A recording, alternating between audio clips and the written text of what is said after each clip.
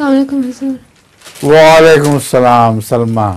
हुज़ूर, मेरा सवाल ये है कि क्या इस्लाम के तरक्की के लिए जंग अजीम होना ज़रूरी है?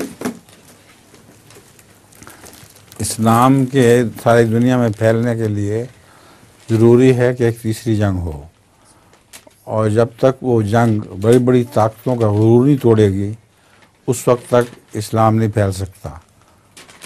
कुरान करीम में सूरह ताहा में ये ज़िक्र आता है कि ऐसा वक्त आएगा कि जब ऊंच नीच को बराबर कर दिया जाएगा। उस वक्त ये उस नबी की पैरवी करेंगे जिसमें कोई कजी नहीं है, यानी रसूल सल्लम की। तो इससे पता चलता है कि तीसरी जंग अजीम इस्लाम के फैलने के लिए ज़रूरी है। ठीक है, अब लतीफ़ा सुना दो। दो बेवकूफ़ दोस्त दो मोटरसाइकिलें पर जा रहे थे। कहाँ? दो बेवकूफ़ दोस्त दो साइकिलों पर जा रहे थे। मोटरसाइकिलों पर। जी, रात का वक्त था और वो दोनों साथ साथ चल रहे थे। सामने से भी दो मोटरसाइकिल वाले आ रहे थे। उन्होंने सोचा कि हम उन दोनों के साइड से गुजर जाए या दरमियान में से।